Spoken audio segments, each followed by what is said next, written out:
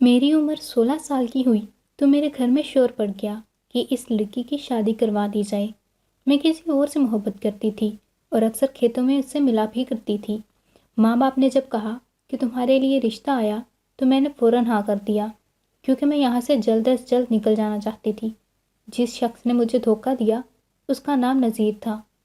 میری شادی کروا دی گئی اور میرا شوہر اس دنیا کا سب سے زیادہ معصوم انسان تھا، جس کو شادی والے دن یہ بھی نہیں پتا تھا کہ آج اس نے کرنا کیا ہے۔ اس کی ماں بہت سمجھدار اور پڑھی لکھی تھی۔ اس کی ماں ایک ڈاکٹر تھی۔ مجھے شک تھا کہ اس نے ڈاکٹر کی ڈگری پوری نہیں کی تھی، صرف ڈاکٹری کی پڑھائی کرنے کے لیے گئی تھی اور لوگوں نے اسے ڈاکٹر مان لیا تھا، یا پھر شاید وہ واقعی میں ڈاکٹر ہو بھی سکتی تھی۔ لیکن مجھے یہ بات اچھی نہیں لگی، کیونکہ ساس ہو اور پھر پڑھی لکھی سمجھدار ہو تو دو طرح کی باتیں سامنے آتی ہیں، یا تو وہ آپ کو زیادہ تنگ کرے گی اور یا پھر آپ کو زیادہ تنگ نہیں کرے گی۔ لیکن اس بات پر میں حیران تھی کہ اتنی سمجھدار ماں کا اتنا بیوقوف بیٹا ہے۔ دوسری بات سچ ثابت ہو گئی۔ میری ساس نے مجھے زیادہ تنگ نہیں کیا۔ انہوں نے کہا کہ اس گھر میں زیادہ لوگ نہیں ہیں، کوئی شور شرابہ، کوئی اتنی خاص ذمہ داری نہیں ہے، میں بھی کام میں مصروف رہتی ہوں۔ انہوں نے کلینک بنا رکھا تھا۔ انہوں نے کہا کہ میں اپنے کپڑے خود دھوتی ہوں اور کھانا تم نے صرف 3 لوگوں کے لیے بنانا ہے، باقی میرا بیٹا بھی گھر کے کام کرتا ہے، کیونکہ میں مصروف رہتی تھی تو وہ گھر کے کام خود ہی کیا کرتا تھا، اس لیے زیادہ پریشان ہونے کی ضرورت نہیں ہے۔ تمہیں اس گھر میں کوئی بھی پریشانی نہیں دے گا، تم اپنی زندگی کو آرام سے گزارو۔ میں خوش ہو گئی کہ زندگی میں کچھ اچھا ہو گیا، لیکن ہر ٹائم مجھے اپنے پرانے عاشق کی یاد آتی رہتی تھی، کیونکہ ابھی ہماری محبت کو ختم ہوئے دن ہی کتنے ہوئے تھے۔ میں نے اس کے ساتھ آخری حد بھی پار کر دی ہوئی تھی، لیکن میرے شوہر کو اس بارے میں پتہ ہی نہیں چلا، کیونکہ وہ نہایت ہی بیوقوف انسان تھا۔ ایک دن تو میں صبح اٹھی تو مجھے کہنے لگا کہ میں تمہارے لیے ناشتہ بنا کر لاتا ہوں۔ میں حیران ہوئی کہ شادی کے شروع کے دنوں میں تو لوگ روب جمانے کے لیے عجیب و غریب قسم کی حرکتیں کرتے ہیں، اور یہ میرا شوہر کہہ رہا تھا کہ میں خود تمہارے لیے ناشتہ بنا کر آتا ہوں۔ خیر، مجھے یہ باتیں اچھی لگ رہی تھی۔ کبھی کبھی شاید بیوقوف مرد کے ساتھ زندگی زیادہ اچھی گزر جاتی ہے، اور کہتے ہیں کہ بیوقوف مرد بہت اچھے شوہر ثابت ہوتے ہیں۔ میری ساس نے ٹھیک کہا تھا۔ اس گھر میں زیادہ کام نہیں تھے، کام ختم ہو جاتے تھے، میں بور ہو جاتی تھی۔ مجھے بھی بچپن سے پڑھنے لکھنے کا بہت شوق تھا، اور ڈاکٹر بننا تو ہر بچے کا خواب ہوتا ہے، پر میں ڈاکٹر بن نہیں پائی۔ اسی لیے مجھے میری ساس کا کام بہت ہی دلچسپ لگتا تھا۔ ایک دن میں گھر کے کام ختم کر کے کھانا بنا کر ان کے کلینک میں چلی گئی۔ انہوں نے کہا کہ یہاں کیوں آئی ہو؟ تو میں نے کہا کہ میں گھر میں بیٹھی بور ہو رہی تھی، سوچا یہاں بیٹھ جاتی ہوں۔ مجھے بھی ڈاکٹر بننے کا بہت شوق تھا۔ انہوں نے کہا کہ ٹھیک ہے، تم یہاں پر بیٹھ سکتی ہو، میرے تھوڑے بہت کام بھی کر دینا، جو چیزیں کہوں مجھے پکڑا دینا۔ میں بہت خوش ہوئی۔ میں نے کہا کہ ہاں ٹھیک ہے، مجھے تو بہت اچھا لگے گا۔ ان کے پاس 2-4 مریض آئے، کچھ عورتیں بھی آئیں۔ ویسے یہاں کے لوگ بڑے ہی کم عقل اور جاہل تھے، ان کو تو اپنا مسئلہ بھی بتانا نہیں آ رہا تھا۔ تھوڑی دیر کے بعد جب شام ہو گئی تو ایک عجیب سا شخص داخل ہوا، جو بہت زیادہ جوان اور خوبصورت تھا۔ اس نے کہا کہ ڈاکٹر صاحبہ، آپ کو میرے ساتھ چلنا ہوگا۔ میں حیران ہوئی کہ یہ آخر کس طرح کی بات کر رہا ہے کہ آپ کو میرے ساتھ چلنا ہوگا۔ میری ساس نے میری طرف دیکھا اور وہ تھوڑا پریشان نظر آئی۔ اس نے کہا کہ چلیں، دیر ہو رہی ہے۔ میری ساس نے کہا کہ اس کی ماں بیمار ہے، بستر پر پڑی ہے، کلینک نہیں آ سکتی، اسی لیے میں ان کو دیکھنے کے لیے اس کے گھر جا رہی ہوں۔ تم کھانا کھا لینا، اگر مجھے دیر ہو گئی تو میں آدھے گھنٹے تک واپس آ جاؤں گی۔ میں نے کہا کہ ٹھیک ہے۔ وہ اس کے ساتھ چلی گئی۔ وہ شخص میری ساس کو عجیب نظروں سے دیکھ رہا تھا، اور اس طرح سے میری ساس کو وہاں سے لے کے گیا جیسے میری ساس پر اس کا کوئی حق تھا۔ یہ بات صرف محسوس ہوئی، شاید یہ میرا وہم بھی تھا، لیکن وہ بڑے ہی طریقے سے میری ساس کو وہاں سے لے کر گیا تھا، جیسے شوہر میکے سے آ کر بیوی کو کہتا ہے کہ چلو گھر چلو۔ گھر نہیں جانا، گھر اکیلا ہے۔ مجھے یہ بات بہت عجیب لگی۔ میں کلینک سے واپس آ گئی اور آ کے اپنے کام میں مصروف ہو گئی۔ شام کو میرا شوہر گھر آیا چائے پینے کے لیے۔ وہ چائے پینے کے لیے آیا کرتا تھا۔ اس نے کہا کہ امی کہاں ہیں؟ میں نے کہا کہ کسی مریض کو دیکھنے گئی ہیں۔ میرے شوہر نے کہا کہ آج رات کو میں دیر سے آؤں گا، اسی لیے ابھی تمہیں آ کر بتا دیا۔ تم اپنا خیال رکھنا، کھانا کھا لینا، میرا انتظار نہیں کرنا۔ میں نے کہا کہ ٹھیک ہے، اور میرا شوہر چلا گیا۔ امی نے کہا تھا کہ آدھے گھنٹے میں واپس آ جاؤں گی، لیکن ابھی تک واپس نہیں آئی تھی۔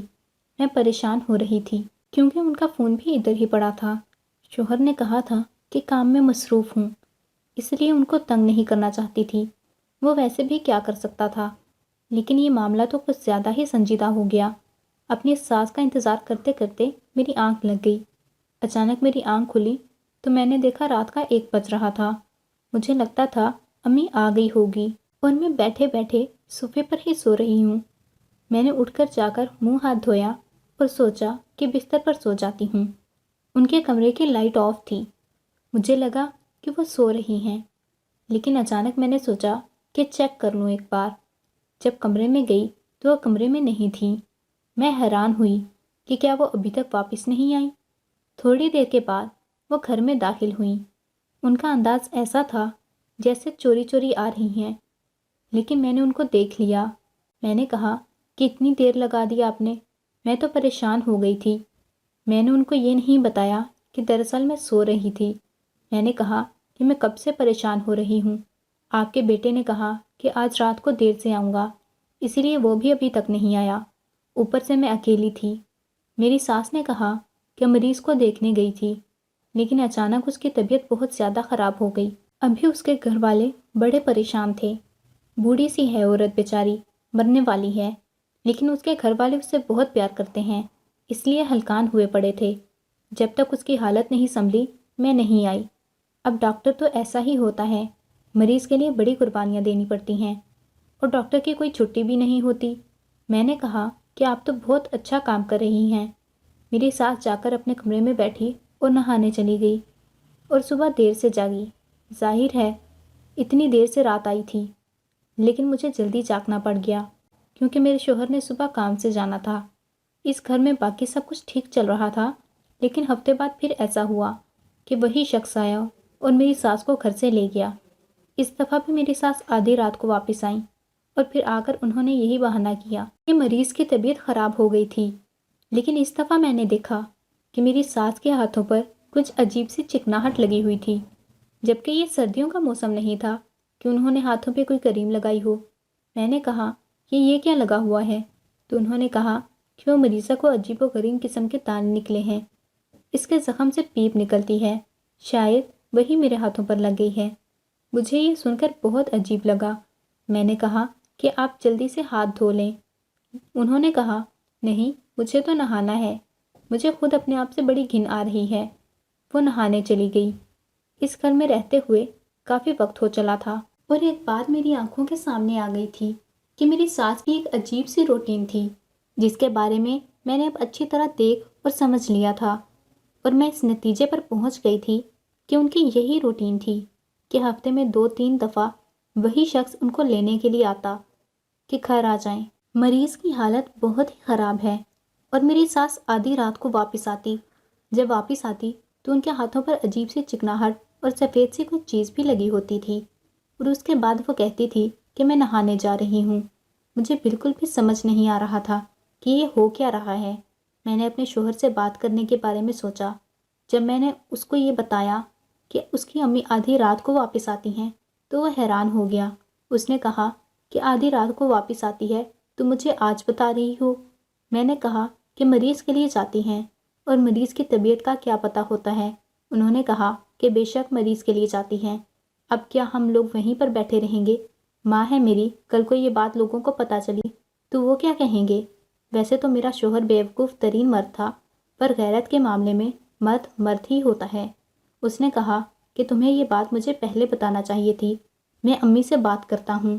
میں نے کہا کہ یہ ظلم نہ کرنا، نہیں تو ان کو پتہ چل جائے گا کہ میں نے تمہیں یہ بات بتائی ہے۔ کیوں ہم ساس بہو کا رشتہ خراب کرنا چاہتے ہو؟ اس نے کہا کہ ساس بہو کا رشتہ گیا پھاڑ میں، یہ کوئی نارمل بات تھوڑی ہے۔ میں نے کہا کہ نہیں، تم ان کو یہ بات نہیں کرو گے، نہیں تو وہ سمجھ جائیں گی کہ میں نے ان کی شکایت لگائی ہے۔ میں خود ان کو سمجھا دوں گی، آخر وہ بھی تو پڑھی لکھی سمجھدار ہیں، ان کو بھی پتہ ہے۔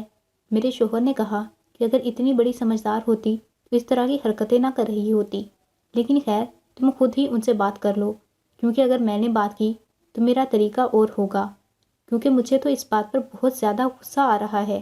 میں نے اپنے شوہر کو مطمئن کر دیا اور وہ اپنے کام پر چلا گیا۔ میں تو بیچ میں پھنس کر رہ گئی تھی۔ اب مجھے اپنی ساس کو یہ بات سمجھانی تھی کہ آپ اس طرح رات کو نہ جایا کریں، آپ کے بیٹے کو برا لگتا ہے۔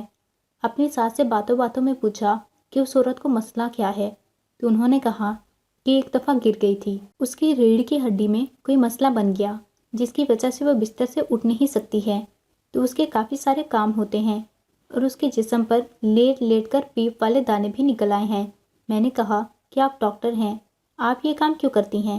وہ ان کاموں کے لیے کوئی نرس کیوں نہیں رکھ لیتے؟ میری ساس تھوڑی سی گھبرائی۔